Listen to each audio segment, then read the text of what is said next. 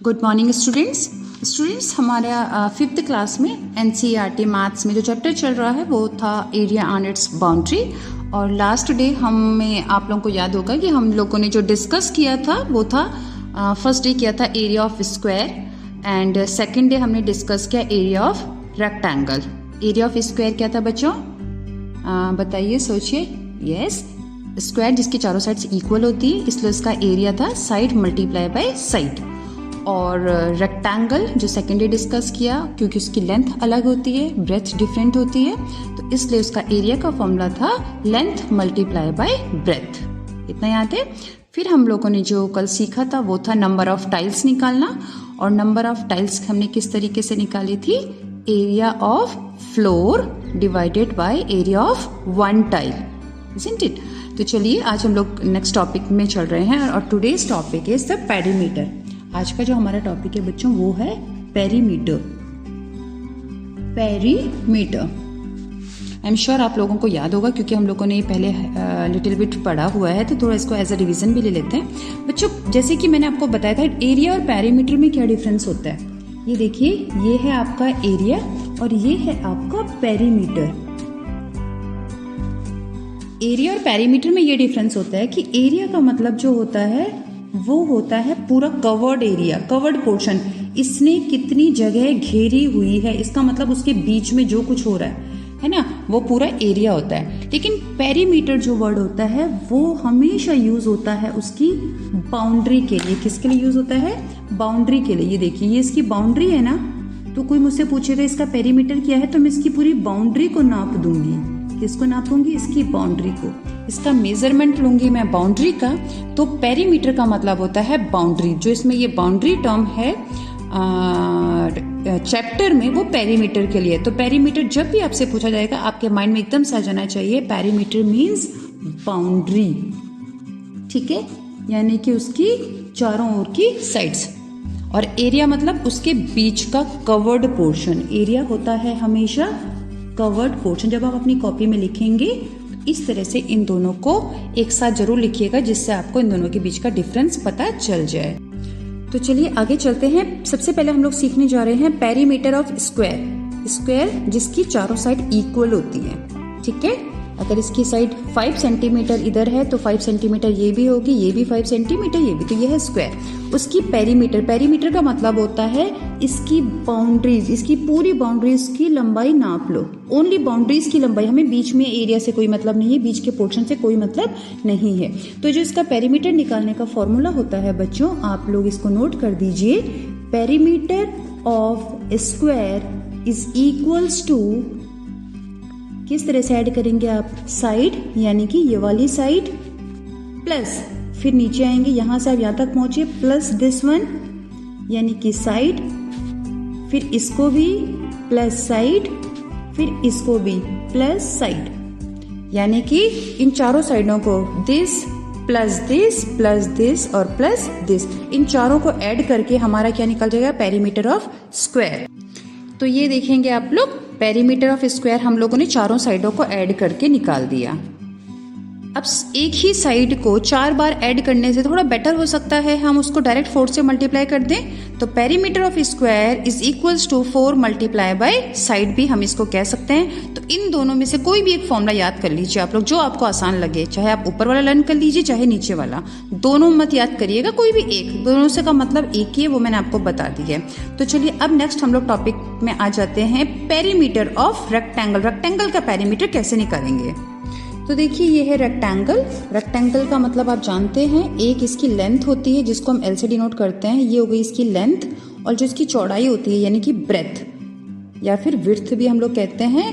ये देखिए, ये इसकी लंबाई होती है, इसकी चौड़ाई होती है। तो अगर आपसे पेरीमीटर ऑफ रेक्टेंगल पूछा जाएगा तो कॉन्सेप्ट तो वही है ना बच्चों। पेरीमीटर का मतलब क्या होता है? सारी इसकी बाउंड्रीज को ऐड कर दो। तो इधर की बाउंड्रीज की लंबाई क्या है? एल, तो आप लिख देंगे यहाँ पर एल प्लस, फिर यहाँ तक पहुंचे, उसके बाद यहाँ से यहाँ तक गए तो कितना हो गया? बी, तो फिर आपने लिख दिया बी।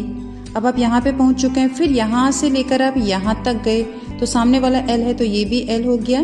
तो यहाँ से यहाँ तक गए तो ये भी हो गया आपका एल प्लस, फिर अब यहाँ से यहाँ तक गए तो ये भी हो गया आपके पास बी, तो ये आ जाएगा आपके पास बी।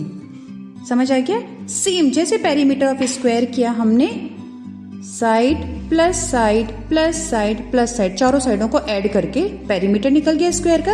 रेक्टेंगल का भी तो सेम वैसे ही निकाल रहे हैं ना बच्चों हम, कि पहले इधर से इधर आए, प्लस दिस और प्लस दिस, चारों साइडों को हमने ऐड कर दिया। बिल्कुल दोनों का फॉर्मूला सेम है, बस लिखने का तरीका अलग होता है, क्योंकि इसमें लेंथ और ब्रेथ अलग होती है, इसमें सब के सब साइड में ही आ जाता है।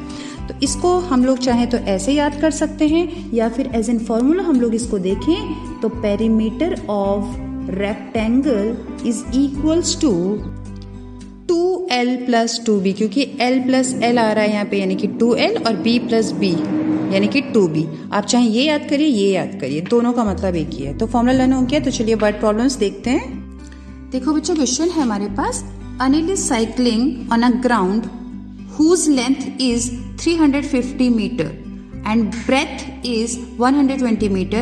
Find how much distance covered by Anil. तो आप पहले इसको पढ़ेंगे और उसके बाद सबसे पहले आप देखेंगे कि यहाँ पे इसकी लेंथ और ब्रेथ अलग अलग दी हुई है। दैट मीन्स ये क्या है, रेक्टेंगल है। तो चलिए हम एक रेक्टेंगुलर शेप बना देंगे, यानी कि आप भी एक ग्राउंड बना दीजिएगा। उसके बाद उसने कहा था लेंथ कितनी है, 350 मीटर, तो ये हो जाएगा 350 मीटर उसकी लेंथ। पिक्चर जरूर बनाइएगा बेटा। And breadth is 120 metre, breadth हो गया 120 मीटर। अब उसने पूछा क्या है, अब इतनी इंग्लिश बेटा आप सबको आती है, आप लोग ट्राई नहीं करते रीड का। Anil is cycling, Anil cycle चला रहा है एक ग्राउंड में, हुज लेंथ इज 350 मीटर, जिसकी 350 मीटर और 120 मीटर वो है। जब वो साइकिल चला रहा है तो बेटा ये देखिए ग्राउंड में इस तरीके से वो साइकिल चला रहा है, यहाँ से इधर आया, फिर वो यहाँ से इधर आया, फिर ये यहाँ से इधर आया, और फिर वो यहाँ से इधर चला गया।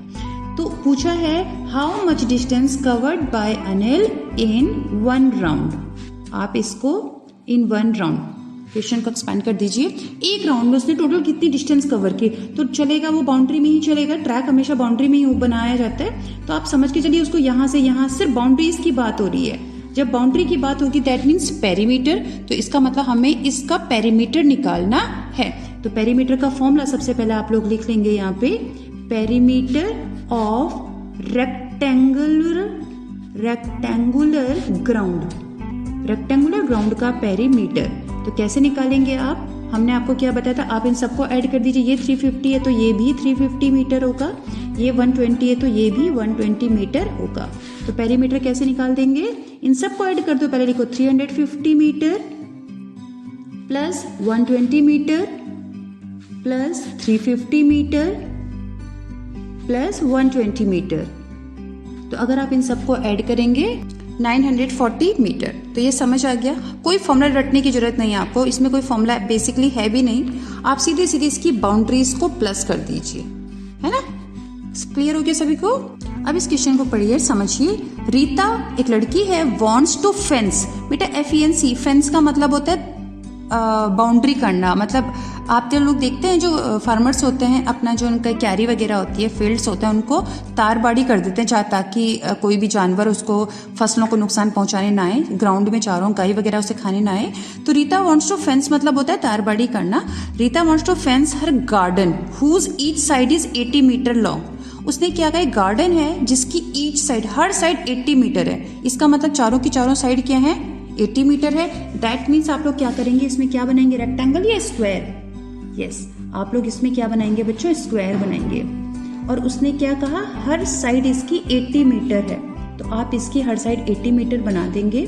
अब इसने आपसे क्या कहा है, और how much wire she required. अच्छा, वो जब फेंसिंग करेगी ना बच्चों, तो वो कहाँ करेगी, फेंसिंग बीच में होगी, तारबाड़ी बीच में होगी या बाउंड्री में होगी। अगर बीच में होती तो हम एरिया निकालते, बाउंड्री में होती है तो क्या निकालते हैं हम, पेरीमीटर। तो इसका मतलब ये देखिए, रेड पेन से मैं दिखा रही हूँ, ये उसने उसकी तारबाड़ी करनी है, फेंसिंग चारों ओर से करनी है। तो इसका मतलब हमें किसकी बात कर रहे हैं यहाँ पे, पेरीमीटर की। तो आप इसका क्या निकाल देंगे, पेरीमीटर। तो पेरीमीटर किसका, स्क्वायर का। तो आप लिखेंगे पेरीमीटर ऑफ स्क्वायर गार्डन। अब चूंकि गार्डन की बात हो रही है तो पेरीमीटर, इसका भी कोई अलग से फॉर्मूला नहीं है, मैंने आपको बताया। आप चाहे तो 4 मल्टीप्लाई बाई साइड भी कर सकते हैं, 4 मल्टीप्लाई बाई साइड, या फिर आप चारों साइड को ऐड कर दीजिए, यानी कि 80 metre plus 80 metre plus 80 metre plus 80 metre. तो ये हो जाएगा आपका 320 मीटर। ये आपका आ गया है आंसर। देखिए है ना बिल्कुल आसान।